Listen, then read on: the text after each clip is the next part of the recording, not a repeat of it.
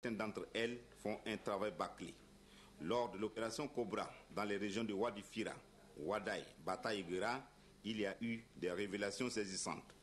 Des écoles, centres de santé et châteaux d'eau en chantier pour certains depuis 2008 sont abandonnés. Il en est de même pour les résidences et bureaux des autorités régionales. La population est ainsi privée d'écoles, de centres de santé et d'eau potable. Où sont parties les missions de contrôle chargées de veiller sur la bonne exécution des travaux? Le monde est devenu un village planétaire. Les entreprises se livrent à de rudes concurrences. Seul un travail bien fait est la seule garantie. De nombreuses entreprises étrangères qui courtisent le Tchad ont une raison de plus pour tout arracher des entreprises locales. Or, le souhait légitime du gouvernement et du peuple tchadien est de voir prospérer et rayonner les entreprises de droit tchadien au-delà des frontières nationales. Mais avant d'y arriver, elles doivent s'affirmer sur le plan intérieur par un travail soigné.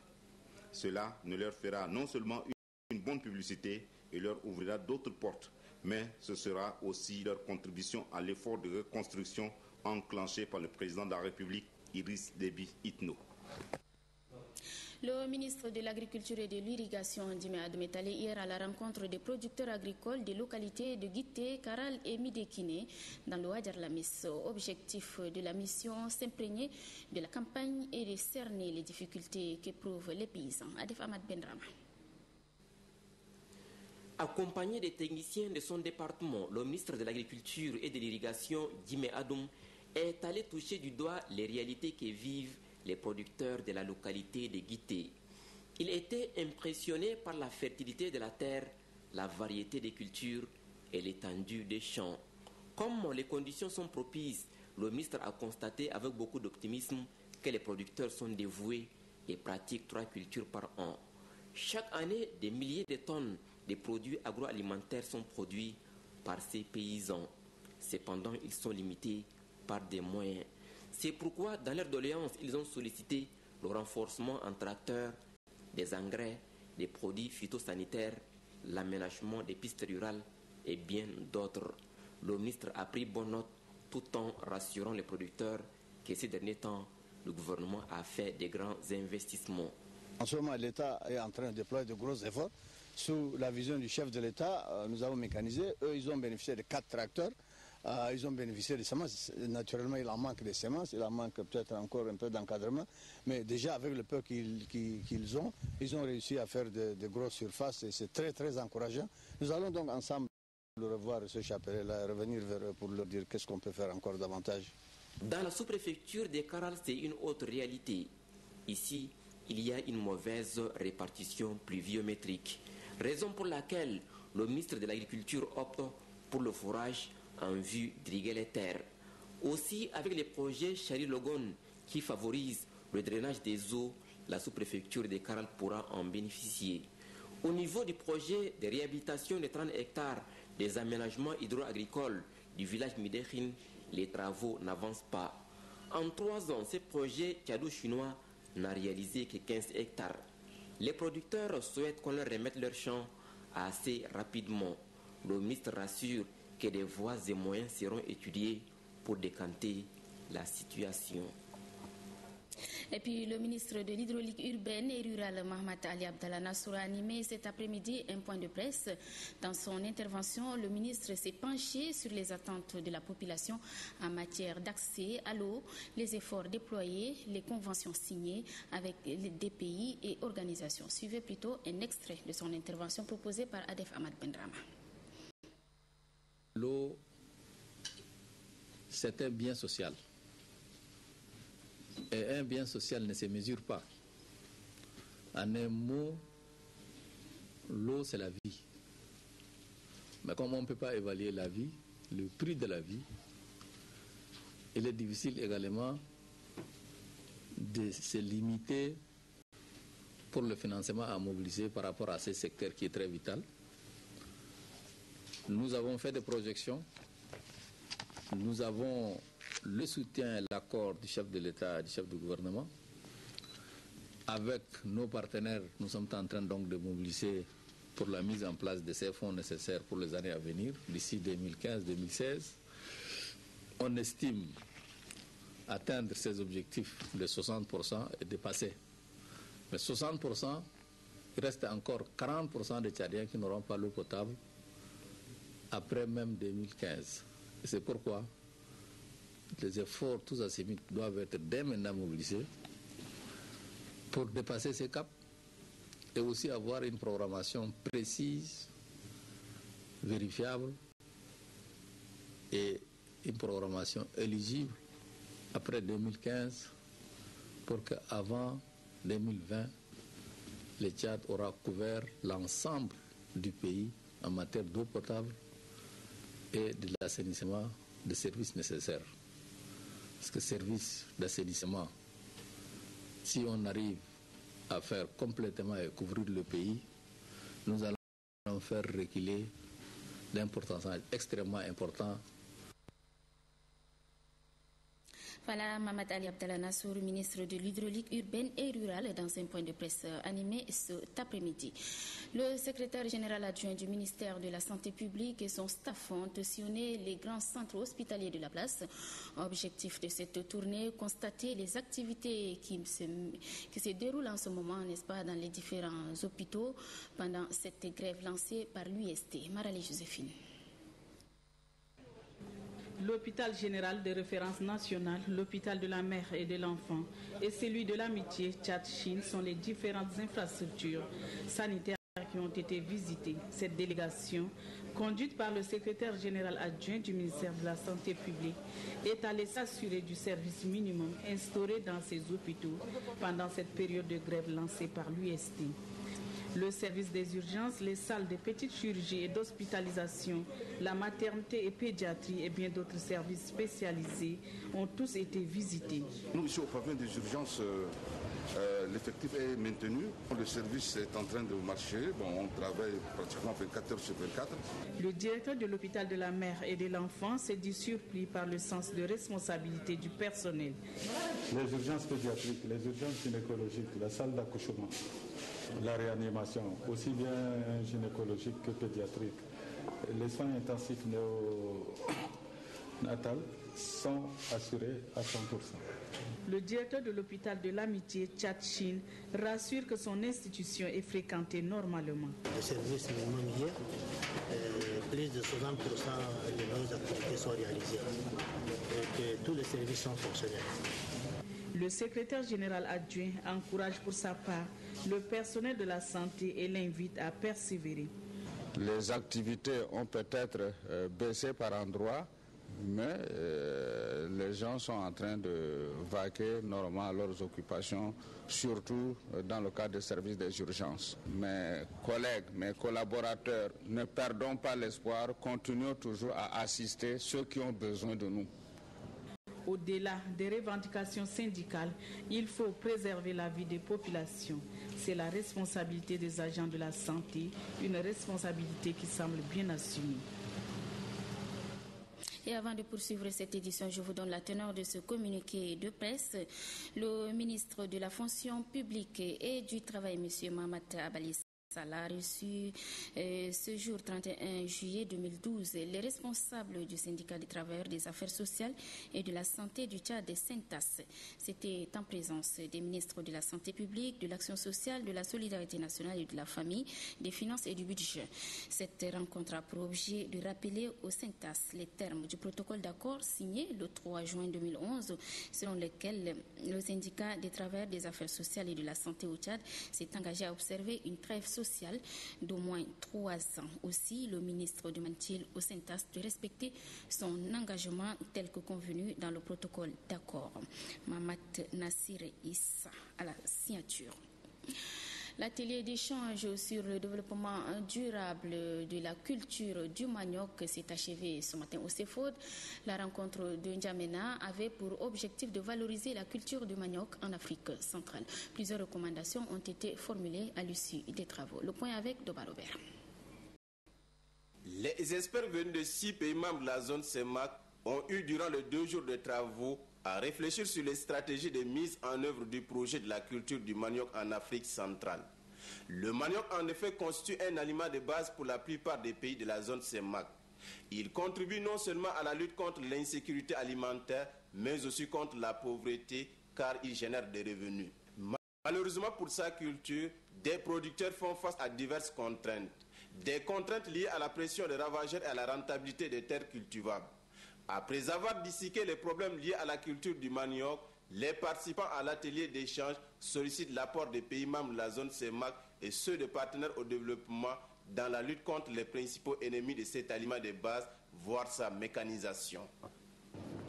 Vous devez maintenant envisager la mise en œuvre des résolutions et recommandations consensuelles que vous avez formulées afin que le manioc contribue véritablement à la sécurité alimentaire de nos populations des zones rurales et urbaines et à la lutte contre la pauvreté. Pour le secrétaire général du ministère de l'Agriculture et de l'Irrigation, l'initiative prise par le pôle régional de recherche appliquée au développement des systèmes agricoles d'Afrique centrale PRASAC est louable. Elle contribue à la lutte contre la précarité alimentaire au Tchad et partant celle des pays de la sous-région dans leur ensemble. Parlons toujours agriculture. Le PNSA, Programme national de sécurité alimentaire, a réceptionné définitivement le siphon principal du casier B de Bongor. C'est dans le Mayo-Kébi. Le point avec Ghislain Tchanikoudou. Après la réception des 600 hectares d'aménagement hydro-agricole, le responsable de passation de marché au PNSA est allé réceptionner définitivement le siphon inversé du canal principal du casier B de Bongor.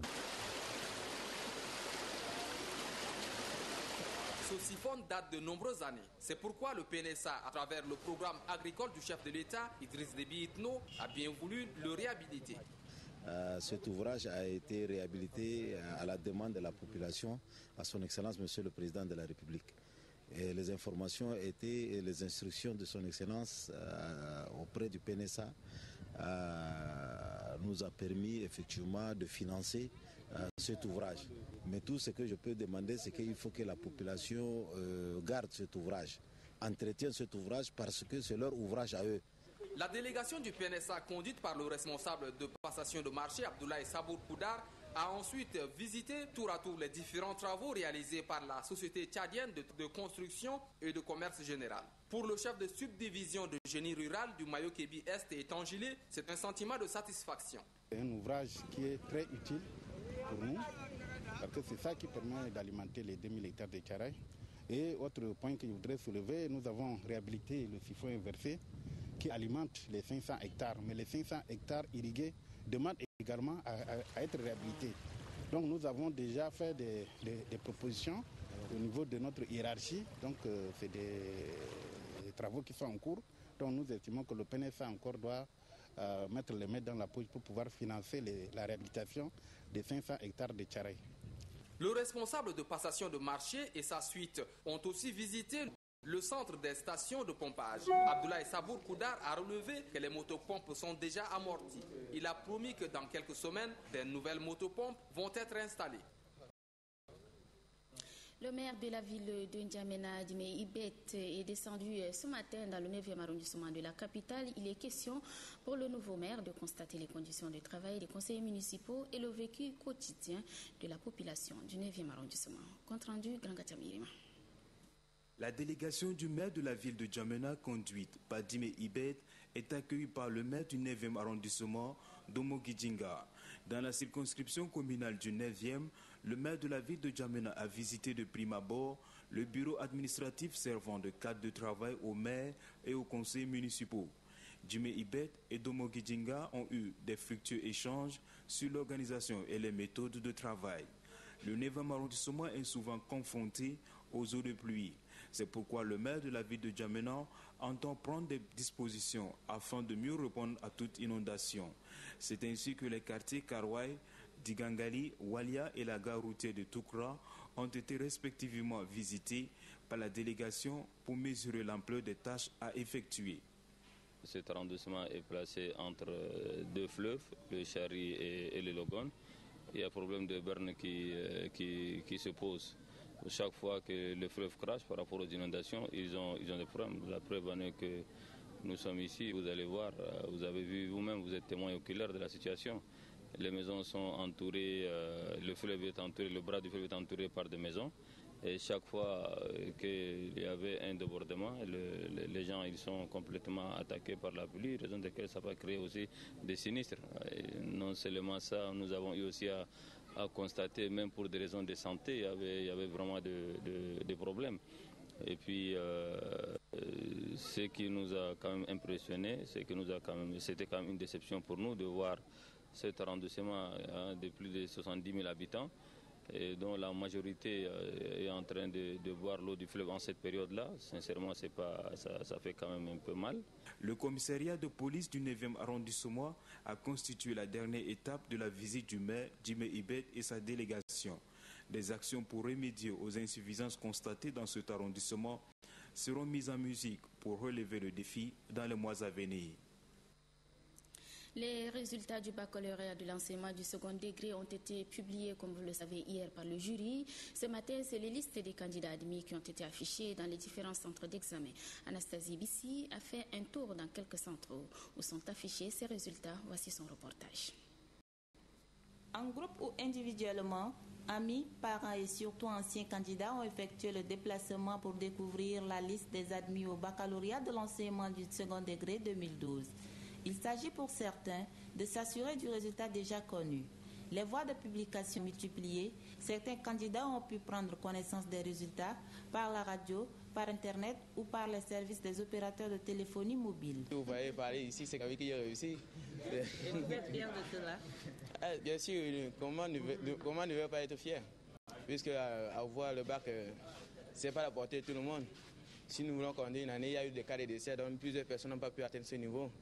Et plusieurs personnes n'ont pas pu réussir. C'est ma première fois que j'ai eu avec maçon passable. J'aimerais être au moins un ingénieur. Je suis fière quand même des résultats parce que cette année, c'est vraiment un taux plus élevé par rapport à l'année passée. La joie de ces admis contraste avec la tristesse des échoués. Chaque fois qu'on travaille, les correcteurs ne prennent pas le travail au sérieux. Au lieu de voir est-ce que la personne a travaillé, qu'est-ce qu'il a écrit, mais ils n'arrivent pas. Mais 9 mois que j'ai mis à la maison, je me mets au travail sérieusement. J'ai pris mon temps à lire. Même mes amis, certains amis m'appellent pour aller au cinéma et je refuse. J'ai composé 2 fois. Première fois, j'ai composé, j'ai assuré que j'aurais mon bac. Mais j'ai été échoué. J'étais fâché quoi. C'est comme ça que je suis entré en insu. J'ai fait l'insu. Et alors cette année, j'ai fini avec ma formation. Je tente candidat libre néant. Ils étaient 69 919 candidats à composer. 19 307 sont déclarés admis, soit 27,61% de réussite. L'INGS s'aligne au système LMD licence master doctorat. Un séminaire pédagogique se tient depuis hier ici à N'Djamena. Il s'agit pour les enseignants de l'Institut d'apprendre des notions pédagogiques leur permettant de respecter ce processus. Innocent Layou. Le système de licence master et doctorat recommandé à l'Institut national de jeunesse et des sports se met en place lentement mais sûrement. Après plusieurs formations et rencontres organisées pour la mise en place du système LMD, l'heure est à la phase pédagogique, pilier de cette innovation.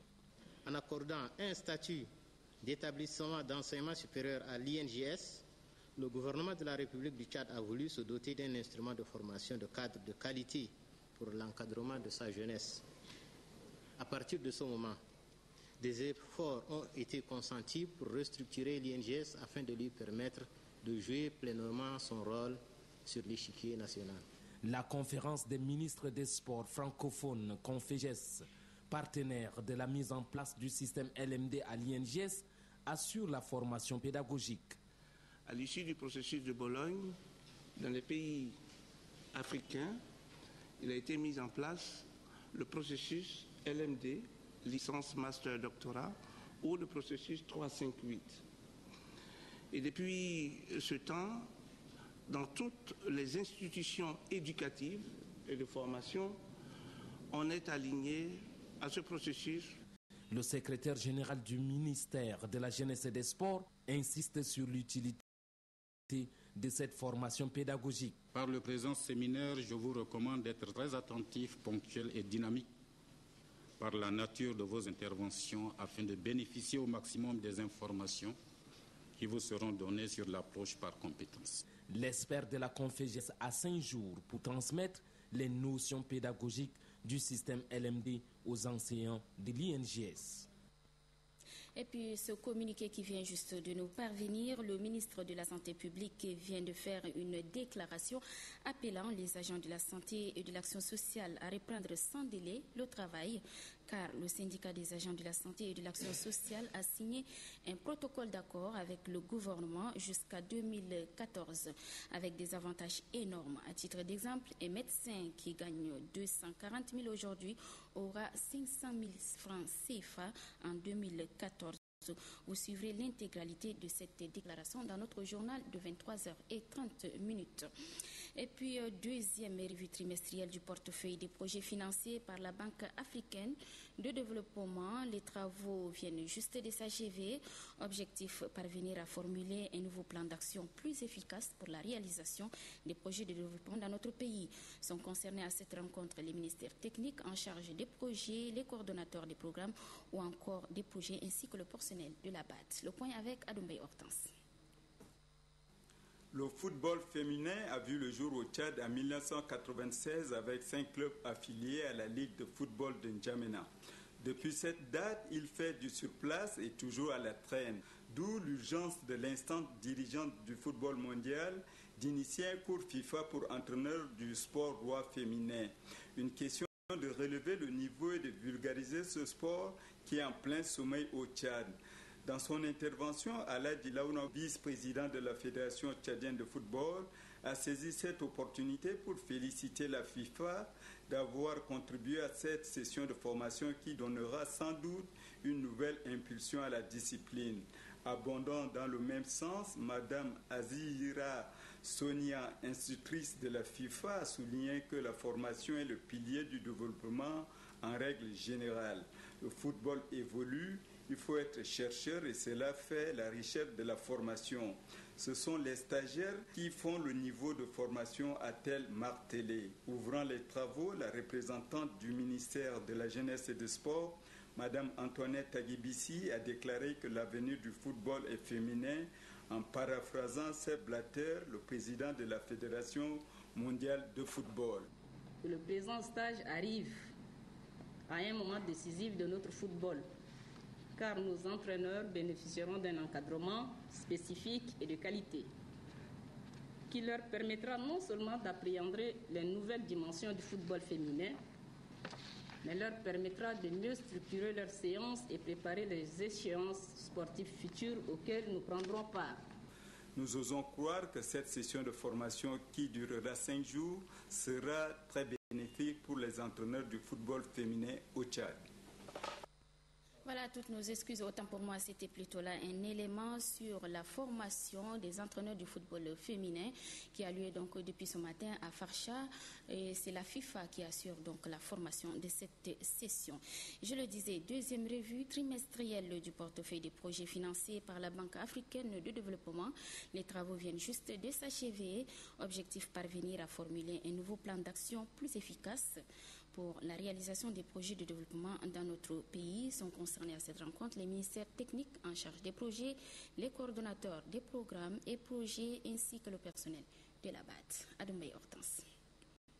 La Banque africaine de développement investit certes dans plusieurs secteurs de développement au Tchad, mais est souvent confrontée aux nombreux obstacles qui empêchent la réalisation satisfaisante des projets.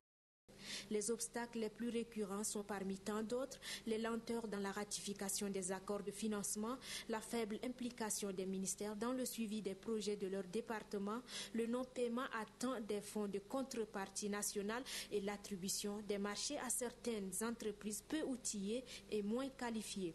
La réaction tardive de la BAD dans le traitement des dossiers a été aussi évoquée. Il faut alors parvenir au cours de cette rencontre à corriger ces faiblesses identifiées.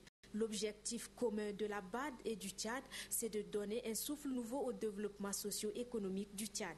À cet effet, les participants ont parcouru projet par projet pour mieux situer leurs impacts sur les bénéficiaires.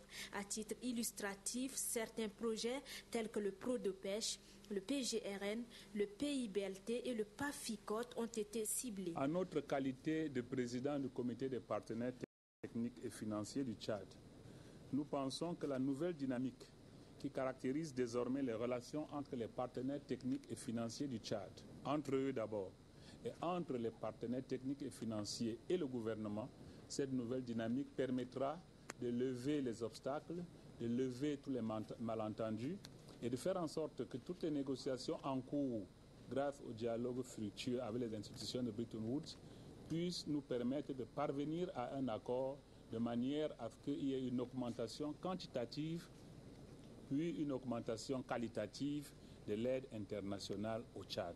Le ministre du Plan et de l'Économie félicite la BAD pour son niveau de décaissement dans les projets de développement au Tchad et annonce que des mesures seront prises contre les problèmes liés à la bonne exécution des projets. Je me réjouis aussi de noter le niveau de décaissement global qui est de 62%. Et en moyenne, l'ensemble donc de soutien extérieur au Tchad, le niveau de décaissement est autour de 47-48%. Et donc tout cela montre qu'il y a un effort particulier qui est fait. Des problèmes ont été mentionnés, nous en prenons note, nous attendons donc la version finale du rapport pour prendre note. Ces problèmes sont relativement connus, les problèmes liés au délai d'exécution, les problèmes liés au marché, les problèmes liés à l'appropriation. Je peux vous assurer que au niveau du gouvernement, il y a des mesures qui sont en cours ou qui vont bientôt être prises pour permettre d'améliorer cette situation. Si la BAD a déjà investi dans certains secteurs clés qui sont entre autres l'agriculture, le transport, l'eau et l'assainissement, la stratégie d'intervention de la BAD au Tchad pour la période 2010-2014 vise 2 piliers, à savoir la promotion de la bonne gouvernance et le développement des infrastructures. Pour l'heure, 11 projets sont en cours d'exécution. À cet effet, les participants recommandent la mise en œuvre rapide du nouveau plan d'action. Le but visé, c'est d'atteindre une gestion axée sur les résultats. Le tournoi RTL Jeune Talent, deuxième édition organisée par cette société de téléphonie mobile, a pris fin hier soir au stade Idriss Mamad Ouya. Chez les filles, c'est le club Cessus de N'Djamena qui a arraché le trophée, et chez les garçons, N'Djamena a perdu la finale face au club Cefaf de Doba. Innocent Kilayou.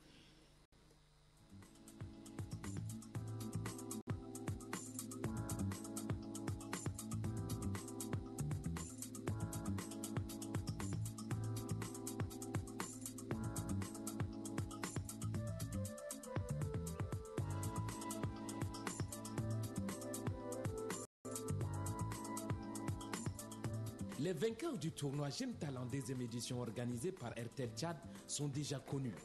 Chez les filles, ce sont les N'Djamenoises du club Cessus qui ont barré la route aux footballeuses de Sahar. Moins expérimentées et mal organisées à la défense, les filles de Sahar ont été battues à la finale par le club Cessus de N'Djamena sur un score de 2-0. Les débuts des N'Djamenoises sont marqués à la première période du jeu par mesdemoiselles Madji Kwambaye et Savogo Weidou.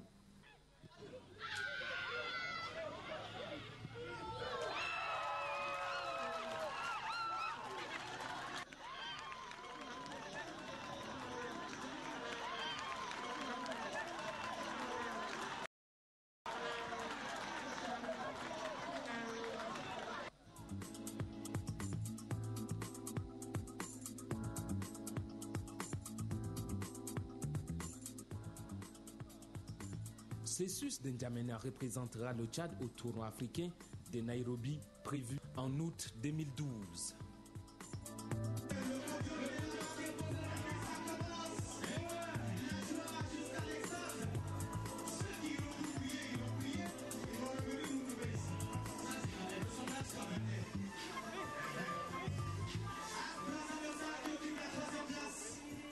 En plus de la qualification au tournoi africain, un trophée et une enveloppe d'un montant d'1 million de francs CFA obtenu par Cessus, Ashta Abdoulaye est élue meilleure joueuse du tournoi. La footballeuse du club Cessus de N'Djamena est admise à passer un stage de 2 semaines au centre de formation de Manchester United de Nairobi. Les Saroises, malheureuses de cette finale, sont récompensées par une enveloppe de 500 000 francs CFA.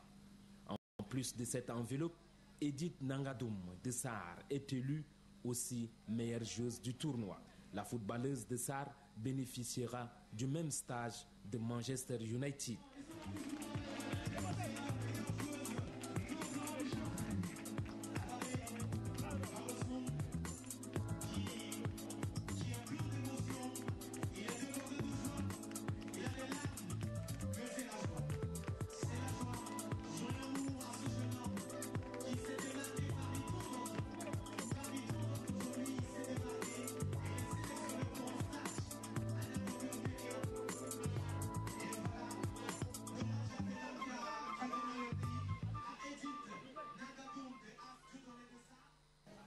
Chez les garçons, c'est Faf de Doba, victorieux de la première édition, a remporté pour la deuxième fois consécutive le tournoi. Les footballeurs de Doba ont battu les N'Djamenois du 4e arrondissement sur un score de 2 buts à 0.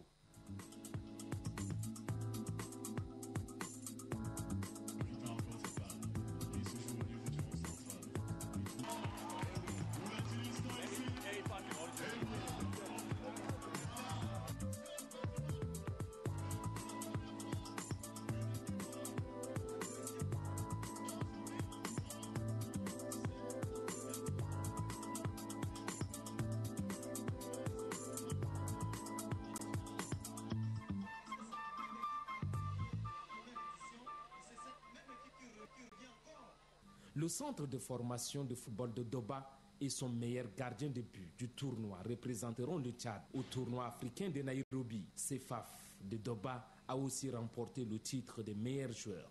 Le titre revient à Hamid Mahamad Adda, le milieu de terrain de Doba, ainsi que Mbaye Gossoum. Eric de Bol sont les 2 meilleurs joueurs du tournoi masculin. Ils représenteront à ce titre le Tchad au stage organisé par Manchester United.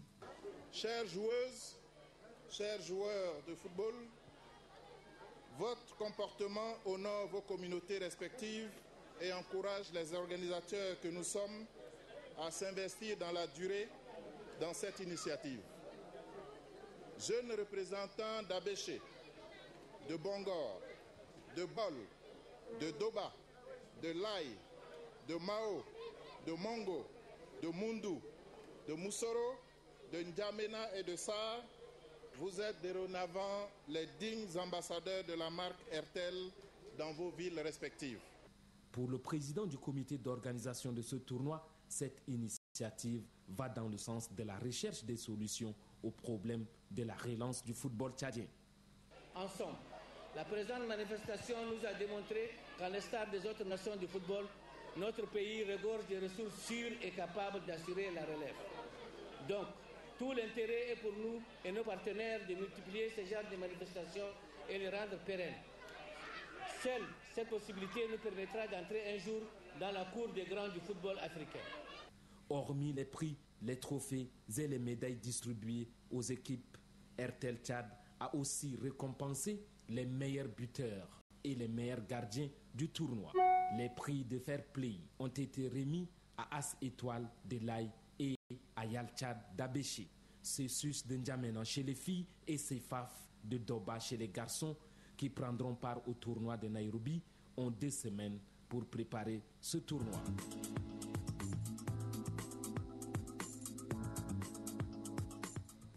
Et c'est la fin de cette édition. Merci à toutes et à tous. Très bonne suite de programme sur Télé Tchad et sur www.onertv.org. Bonsoir, à demain avec le même plaisir. Bonsoir.